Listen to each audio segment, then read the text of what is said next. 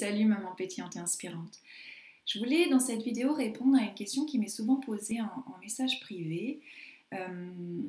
C'est est-ce que je dois emmener mon enfant consulter un psy ou un spécialiste, un thérapeute, quoi que ce soit, mais est-ce que je dois emmener mon enfant consulter quelqu'un?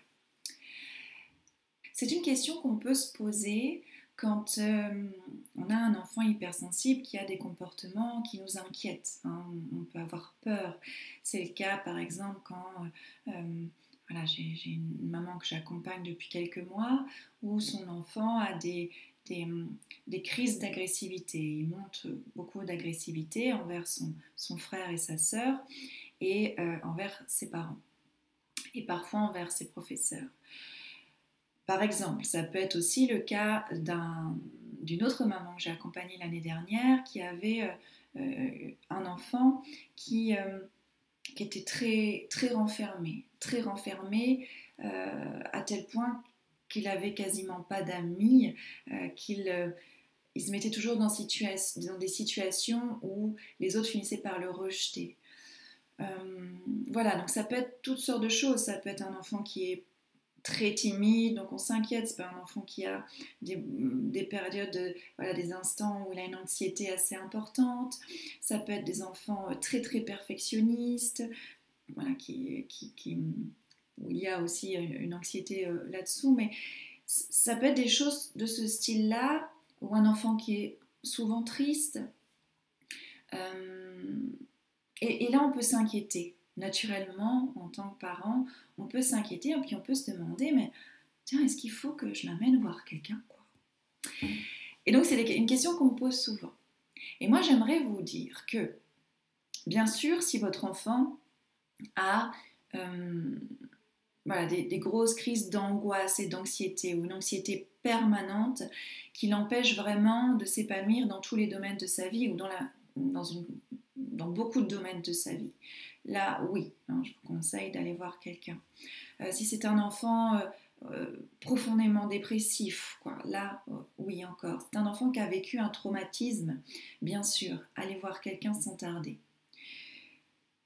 Maintenant, dans beaucoup de cas, il s'agit simplement, alors je dis simplement entre guillemets, hein, juste en contraste par rapport à une anxiété permanente, une dépression ou un traumatisme, hein, mais très souvent quand notre enfant hypersensible a des comportements inappropriés qui nous inquiètent, c'est très souvent finalement, ces comportements inappropriés sont très souvent les conséquences d'une hypersensibilité qui n'est pas acceptée.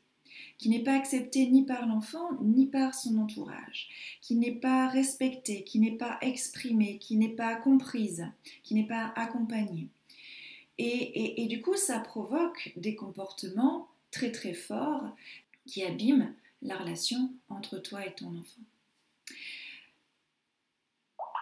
Du coup, si toutefois tu décides d'amener ton enfant en consultation avec un spécialiste, un thérapeute, psychologue, etc., j'aimerais agiter plusieurs drapeaux rouges pour t'aider à choisir le bon thérapeute, celui qui convienne à l'accompagnement d'un enfant hypersensible. C'est ce que je veux te partager aujourd'hui. Faites attention que le professionnel porte son attention prioritairement sur la relation entre toi et ton enfant. C'est très important que toi, tu t'impliques dans la thérapie de ton enfant. Okay ? Ton enfant et son état émotionnel sont beaucoup plus influencés par toi que par n'importe qui d'autre. Donc c'est vraiment important que tu sois impliqué là-dedans.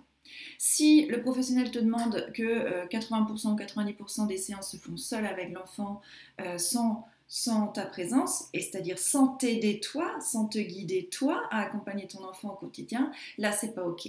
Direct, hop, drapeau rouge. C'est important que le professionnel aussi qui suit ton enfant en thérapie comprenne vraiment ce que toi tu vis aussi comme challenge et qu'il te donne des clés pour accompagner ton enfant au quotidien. Okay, ça c'est essentiel. Un autre drapeau rouge, c'est si le professionnel te donne des techniques de dressage, de dressage comportemental, moi je dirais, type les menaces, les récompenses, le bâton, la carotte, et même un tableau de récompense ou ce genre de choses, c'est du dressage. Ton enfant, c'est pas un chien, ok? Je suis cash, hein. Aujourd'hui je suis cash. Donc si le professionnel te dit ça, te dit bah on va faire ça, on va faire un tableau de récompenses, de bons points, etc. C'est qu'il ne comprend pas ce qui se joue chez une personne hypersensible.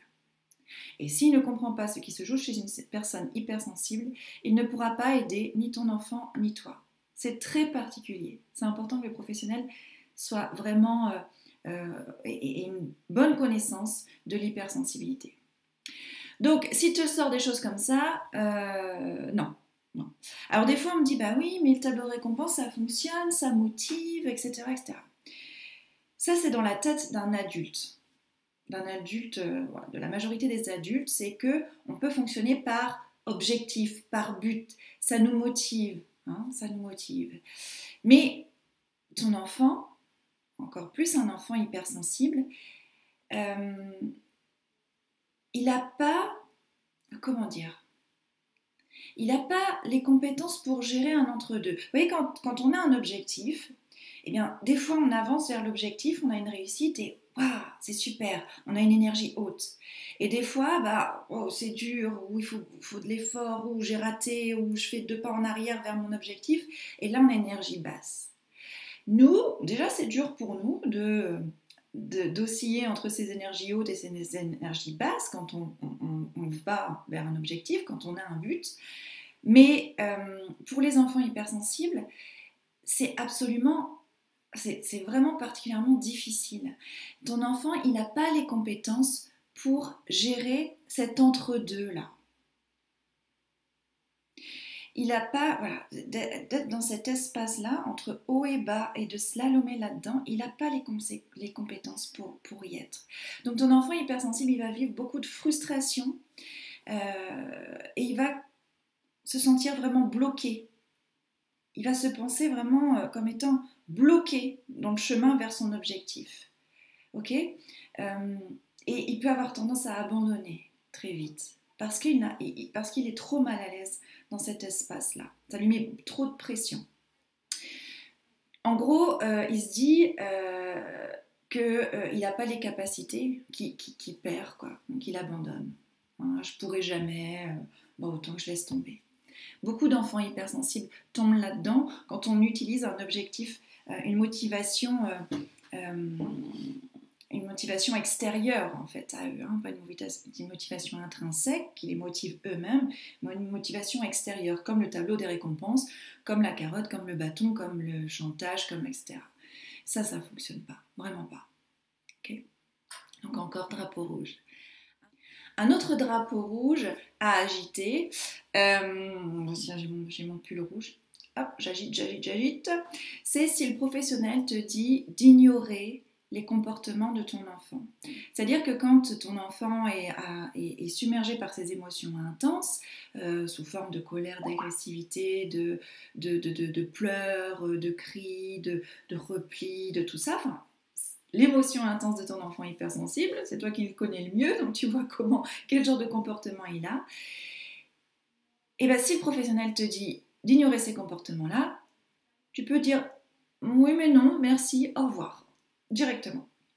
C'est-à-dire que ton enfant hypersensible, quand il a ces émotions intenses, il exprime un besoin, il exprime quelque chose de très très fort et dont il n'a pas la capacité de gérer ça. Et il est tellement submergé par tout ça qu'il est vraiment en détresse, qu'il a du stress qui envahisse tout son corps, tout son cerveau et tout son corps. Et ça lui fait bugger. Les hormones du stress le font vraiment bugger. Et ça lui fait peur aussi. Vous voyez, c'est une espèce de cercle vicieux comme ça, où finalement, il a son émotion intense. Ça lui provoque du stress. Et ce stress-là qui prend une proportion dingue, ou cette émotion intense qui prend une proportion dingue, lui fait peur aussi. Et il est bloqué là-dedans.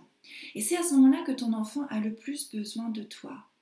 Donc, Si tu ignores son comportement, tu coupes la connexion avec ton enfant alors qu'il en a le plus besoin. Et certains professionnels considèrent que oui, mais si on ignore le comportement, ça va se calmer, il verra qu'il n'attire pas l'attention, donc il va finir par abandonner, se taire, changer de comportement, il verra que ça ne sert plus à rien.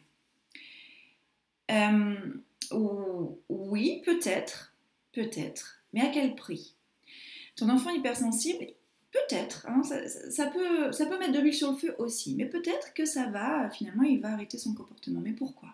Parce qu'il va se suradapter, parce qu'il va croire que ce qu'il est, ce n'est pas bien, que ce qu'il est, c'est un mauvais enfant, un méchant enfant, quelqu'un de nul, quelqu'un de pas aimé. Et du coup, il va se suradapter. Il va correspondre, il va comme un caméléon en fait. Et il va perdre sa personnalité, il va perdre confiance en lui, il va perdre l'estime de lui pour mettre un masque, pour jouer un rôle qui va peut-être jouer toute sa vie, jusqu'à ce que ces stratégies finalement l'empêchent de vivre une vie épanouie, hein, et ça on s'en rend compte un peu plus tard quand on finit par faire une thérapie à l'âge adulte. C'est à cause de ces masques-là de suradaptation, pour correspondre, pour tenter d'être aimé. Donc ça, si tu m'écoutes, c'est pas ce que tu veux pour ton enfant. Donc attention, non. Quand on vous dit d'ignorer les comportements de votre enfant hypersensible, drapeau rouge, c'est un mauvais conseil, vraiment. Il ne faut vraiment pas couper la connexion avec ton enfant au moment où il en a le plus besoin. Hein. Il est en feu à ce moment-là, ton enfant. Quand il est dans une émotion intense, il est en feu. Il est en feu à l'intérieur. Il souffre à l'intérieur. Donc toi, si tu lui dis, non, je t'écoute plus, tu vois ce que ça fait alors qu'il est en feu à l'intérieur. Donc vraiment attention à ce conseil qui pour moi n'est pas le meilleur conseil du tout à donner pour des parents d'enfants hypersensibles. Donc surtout garde la connexion avec ton enfant, essaye de manager ça, vraiment d'accompagner ça avec de la sécurité pour pas que ton enfant il se sente complètement abandonné, avec ce sentiment d'abandon là qui peut être vraiment traumatisant alors que lui il est en feu à l'intérieur. Un enfant hypersensible il a besoin d'interaction quand il est au plus fort de sa crise, ça c'est important à savoir.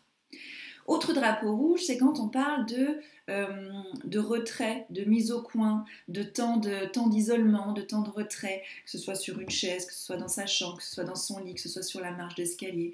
Quand on parle de ça, on parle souvent de ça d'ailleurs quand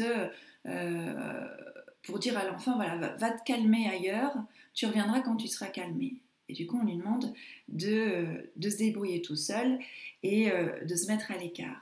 Ça revient à ignorer son comportement en fait, ça revient à ignorer ses ressentis et du coup il va encore se sentir pas assez bien, hein, il va encore se dévaloriser, voilà, pas assez bien pour te donner ce que tu veux. Voilà. Donc soit il va être dans ce sentiment d'abandon encore, soit il va rester bloqué dans ses comportements parce qu'il ne sait pas comment en sortir. Okay.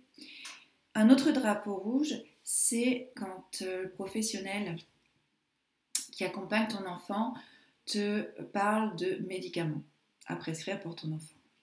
Ça, on en arrive de temps en temps là, quand on a essayé une liste de trucs, quand le professionnel a essayé une liste de trucs, et puis on se rend compte que ça ne fonctionne pas, donc on va passer aux médicaments, à la prescription de médicaments. Pour moi c'est aberrant, hein, sauf cas particulier évidemment qui nécessite un accompagnement médicamenteux, mais c'est rare. Hein, la majorité des prescriptions médicamenteuses pour les enfants sont inutiles, voire dangereuses. Okay, donc renseignez-vous bien avec ça. C'est même arrivé que je conseille à des mamans que j'ai accompagnées d'avoir un deuxième avis médical. Quand le premier avis proposait des médicaments, ça peut être bon d'avoir un deuxième avis.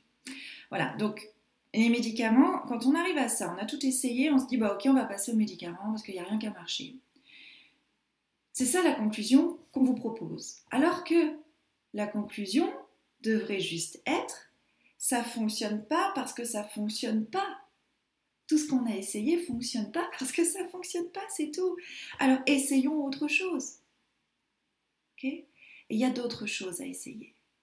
Il y a d'autres choses à essayer et moi je te propose vraiment de te concentrer sur ce qui fonctionne. Donc si tu as essayé tout un tas de choses qui n'ont pas fonctionné, mais que tu es prête vraiment à aider ton enfant hypersensible pour avoir de belles relations avec lui et retrouver une connexion qui est chère à ton cœur, qui est chère à tes valeurs, je t'invite à nous rejoindre pour cet atelier en ligne mardi prochain, le 10 novembre à 20h30. Pour ça, il suffit de t'inscrire. Ça se passe en direct, en live, c'est gratuit. Si jamais tu n'es pas disponible à l'heure de l'atelier pour participer avec nous en direct et profiter du temps de questions-réponses qu'on va partager à la fin de l'atelier, inscris-toi quand même et je t'enverrai le replay de la vidéo que tu pourras voir pendant quelques jours. Je te dis à très vite. Ciao!